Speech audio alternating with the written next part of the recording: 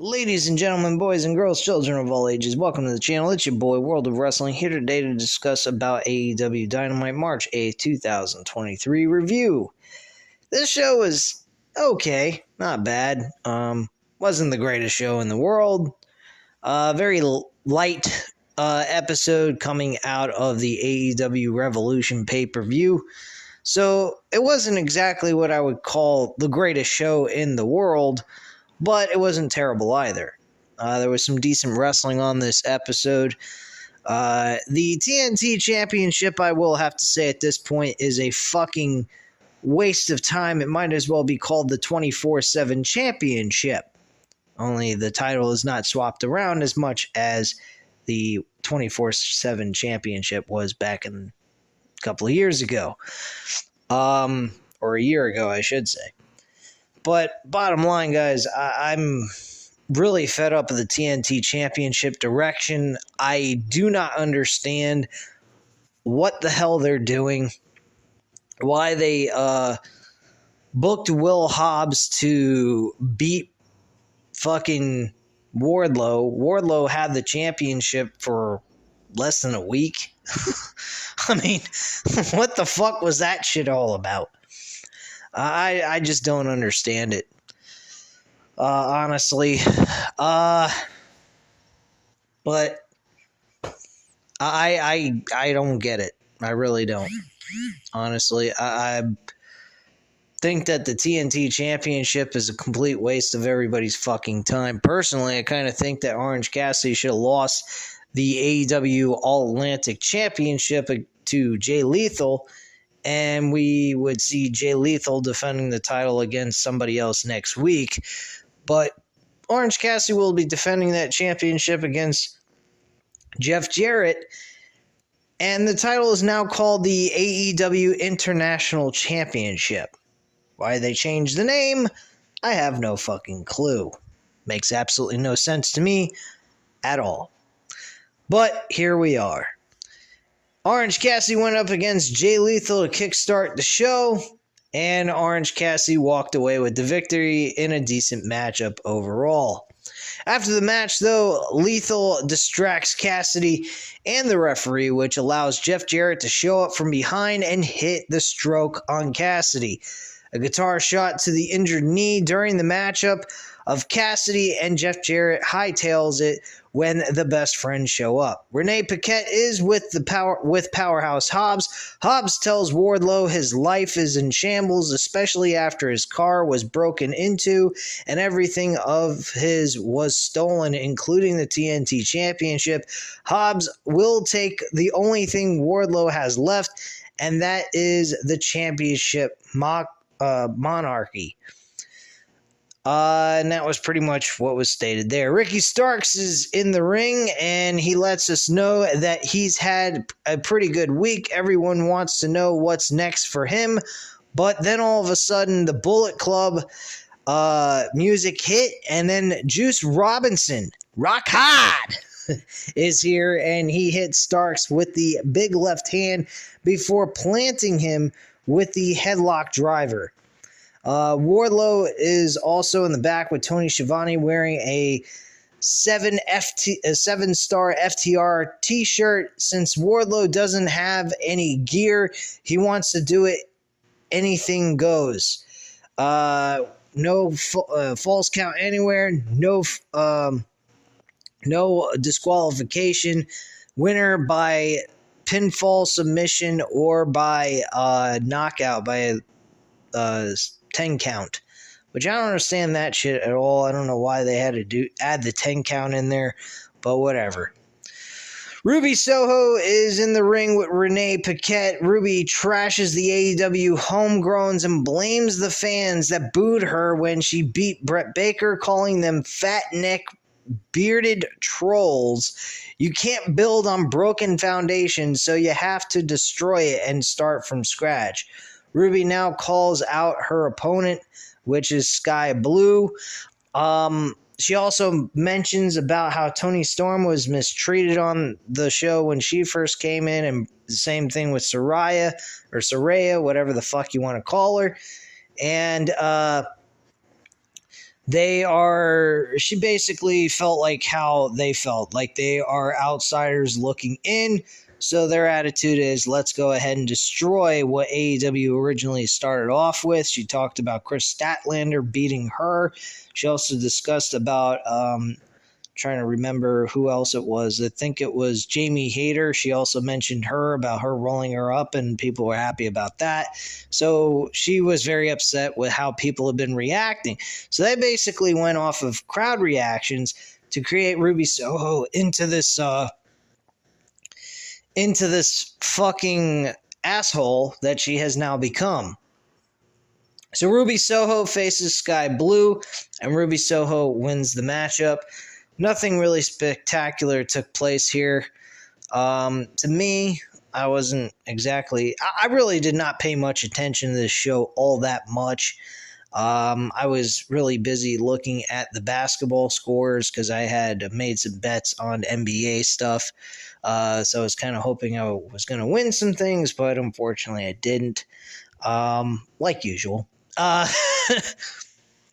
So basically, you know, Ruby Soho wins. After the match, Saraya and Storm hit the ring with spray paint, but here's Willow to make the save. Willow tries to talk some sense into Ruby, but that doesn't work, and it's no future to Willow. Renee is with Hangman Page. Page says he's done with Moxley after Texas Death Match, and if anyone wants a piece of Page, he will take them to hell. So he had the intentions of staying away. That does not really continue on from there. It doesn't stop from there. It actually does continue. Tony Schiavone welcomes FTR to the ring. Cash tells us that 2022 was one of the best wrestling years of their life, and 2023 was one of the worst. FTR lost 3 sets of tag team titles in a month, and also lost a best friend in Jay Briscoe. FTR couldn't sit at home in good conscience watching the Guns call themselves the best tag team in the world. Dax tells us how much he cares about the fans. The fans never left FTR. Pro wrestling never left FTR. FTR loves the fans too, and Dax says that the Gun Club ruined the memory of their match against with the Briscoes, so it's time for retribution. FTR want the tag team titles. Renee is backstage with Jade Cargill during this segment, who says she's run through every woman in the U.S., so she's issued an open challenge to the whack-ass Canadian for the next week in Winnipeg, Canada. Wow. Like, I give a shit what Jade Cargill does on AEW Dynamite with the TBS Championship, which doesn't particularly matter to me all that much. She's 53-0, apparently. Hopefully, maybe this crazy, wacky Canadian psychopath can do something. Would have been nice if it was Trish Stratus, but that's not believable. All right, moving on here. We have AR Fox and Top Flight going up against Chris Jericho, Daniel Garcia, and Sammy Guevara in this 6-man trios tag team match, which, by the way, I kind of like the combination of Chris Jericho, Daniel Garcia, and Sammy Guevara teaming together and eventually maybe winning the trios tag team titles in the future, but that can't happen until the House of Black can lose those tag team titles, which I don't want to see them lose those titles anytime soon.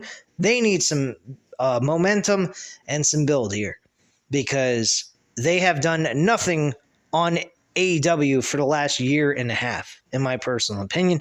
So they need to go ahead and do something with them, and the trios tag team titles is the best way of doing it, by helping them elevate their faction as a whole. That's just my viewpoint on that.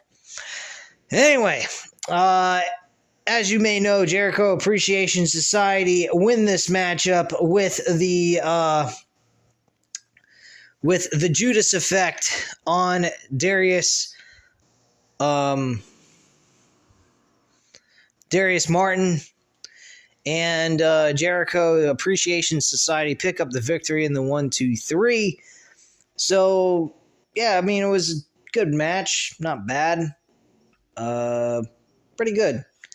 JAS deems themselves #1 contenders for the AEW World Trios Tag Team titles. I can understand why. Where are the trios? There are none. There's like 2, House of Black and the Elite.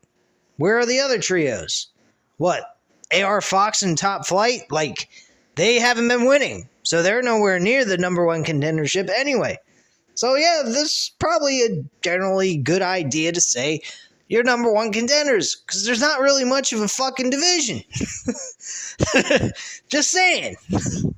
But the only thing else we could say is Hangman Page and John Silver and his tag team partner from the Dark Order, that's about the only thing that we could say is notable as another trios, which, by the way, we saw that taking place. We also saw Jon Moxley, Claudio, and Wheeler Yuta acting as villains in their own trio faction. So we may see Jon Moxley's group actually compete for Trio Tag Team Gold somewhere down the line. Could we see the House of Black and the Blackpool Combat Club going at it against each other for the Trios Tag Team titles at some point? I wouldn't have any problem with that, really, to be honest with you. But no guarantees here. Who the fuck knows? Anyway, so the Elite actually show up, though, and Kenny Omega takes issue with Chris Jericho talking about the Trios titles. But Don Callis interrupts. Callis says the Elite are the next in line for the titles, and Chris Jericho is the only second best wrestler from Winnipeg. Malachi Black appears on the screen and says they all deserve to be humiliated in their hometown next week. If you want the titles, lights go out and then the lights come on. And he says House of Black are standing between the JAS and the House of Black, and they pretty much say, just come and get them. So there you go. Tony Khan is backstage. He announces Orange Cassidy versus Jeff Jarrett for the AEW International Championship. It's no longer All Atlantic. It's now been changed to International Championship, which I don't know why that was the case, but it will be the last defense the title in conjunction with Warner Brothers Discovery. The title will now be referred as the AEW International Championship in association with Shazam, Fury of the Gods, of course. Who the fuck cares? Jeez Louise, man. Bryan Danielson always thought he was doing this for his kids, but Danielson realized MJF was right. Danielson realized he had nothing left. He could not feel his legs, his arms. He could not feel his leg either. Danielson was putting himself before his family, and that was more shameful than taping.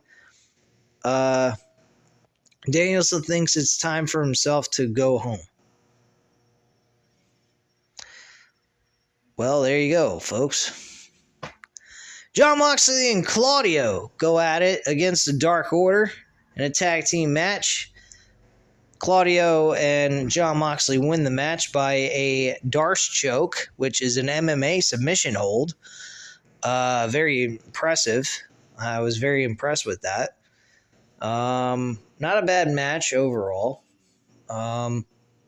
So Moxley transitions into a bulldog choke now as the BCC keep the attack going after the bell. Hangman Page makes his way to the ring to make the save. Page blows by Moxley, but the entire Blackpool Combat Club actually jumps on Hangman Page at that point. So there you go. So the Acclaimed was with Renee Paquette backstage, and Angelo Parker and Matt Menard are actually end up interrupting them. Menard loves rap, and Parker invites the Acclaim to join the JAS, and they get laughed at because of inviting them and thinking that they are sports entertainers. The Acclaim also mentioned that, yeah, we failed. We didn't actually win the tag team titles, but we didn't suffer the loss either. They went ahead and pointed out they will put their focus in getting back the tag team titles they never lost. So apparently we have two teams, FTR and the Acclaim, both having interest in going after the tag team titles now. So we probably will see it in a collision course between these two teams to crown a number one contender against the Gun Club or the Gun Brothers, whatever the fuck they're called nowadays. Who gives a shit? I really find it weird how Matt Menard and Angelo Parker are like a pretty entertaining act, really. I mean, I do like Angelo Parker kind of having like the slick back hair and kind of he has this really cool stylish clothing and whatnot. And Matt Menard with his rambunctious and outrageous kind of like loud voice sounding like a 1980s promo from back in the day, like a Macho Man Randy Savage or a Hulk Hogan or a Ric Flair. He sounds very old school with the loud, obnoxious voice that, he screams. He sounds very intense. I remember back a couple of months ago, he went ahead and he says, "My nipples are rock hard." Like, what the fuck? Does anybody really need to know that your nipples are hard? Like, what the fuck? I thought that was out of nowhere, completely random. Very hilarious, actually, and I enjoyed some of the comments by Matt Menard on the mic. I wouldn't mind seeing Angelo Parker and Matt Menard actually getting some in-ring time and actually performing in the ring, doing some stuff that means something. Maybe eventually get the tag team titles around their waist down the line if they could just build them up with some wins. I think it would be terrific if they actually put tag team titles on the JAS society completely. Go ahead, have the trios with the Chris Jericho, Daniel Garcia and Sammy Guevara, Matt Menard and Angelo Parker as the tag team champions. I think that would be pretty fucking awesome. Something that's never been done before, truthfully. A tag team gold, two different tag team style titles on one faction. That's kind of different, if you ask me, but hey, that's just my viewpoint. Anyway, moving on to the main event, we had the Falls Count Anywhere match for the AEW TNT Championship. We did see a new AEW TNT Championship sitting right by the announcing desk. So Powerhouse Hobbs was rewarded the championship after the match was over by defeating Wardlow. Wardlow was attacked from behind by a chair shot from by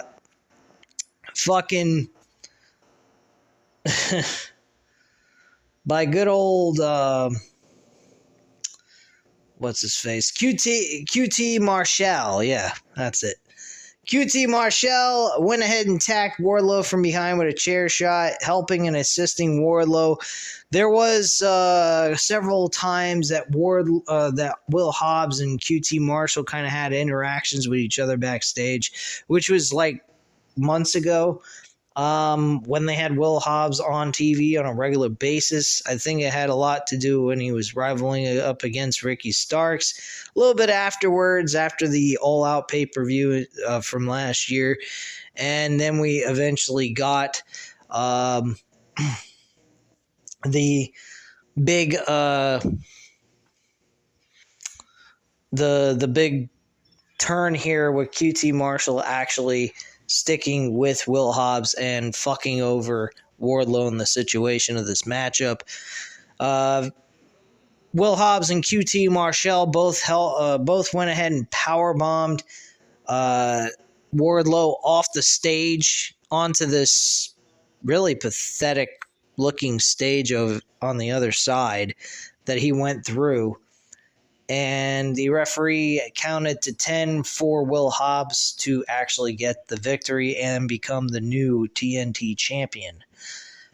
Once again, you can take that title, shine it up real nice, turn that sumbitch sideways, and shove it straight up your candy ass, because at the end of the day, that title means absolutely fucking nothing. It means nothing. You wanted to do something with Wardlow that would have been a little bit better than this. How about making Wardlow and Powerhouse Hobbs as a tag team?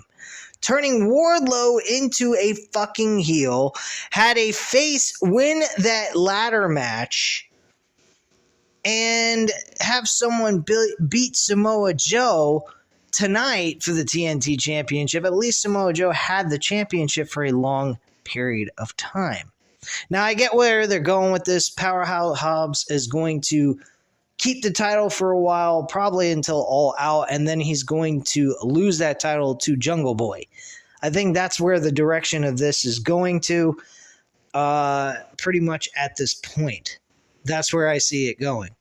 Because I do not see Darby Allin winning this championship. I don't think we'll see Darby Allin for a while. He needs some time to recuperate and get himself in pretty much to be healthy and so forth. So I personally don't think that we're going to see Darby Allin anytime soon. And he's won the title, I think, 2 or 3 damn times. So he doesn't really need to win the TNT Championship anytime soon. If anything, I'd actually book him or Adam Cole to win the World Heavyweight Championship from MJF at the time that they decide they want to get the title off of MJF at that point. But until then, MJF is the owner of that championship throughout the year of 2023, guaranteed. But yeah, that's pretty much the entire show in a nutshell. Like I said, it was an okay show. Nothing spectacular occurred to me. Personally, I wasn't super high on this show. It was average at best. I'd give it a C+. But yeah, I'm whatever on this show tonight. I mean, if I was to go ahead and we had a streaming a way of streaming these shows back and being able to watch these shows, this is definitely an episode I'd be skipping through most of it because none of it really mattered to me all that much. But anyway, guys, at this time, you know what to do. Hit that like button if you liked the video. Hit the subscribe button if you're not already subscribed to the channel. And leave a comment down below. I'll definitely get back to you on that. And I thank you guys very much for watching. Have a great night, guys. Bye.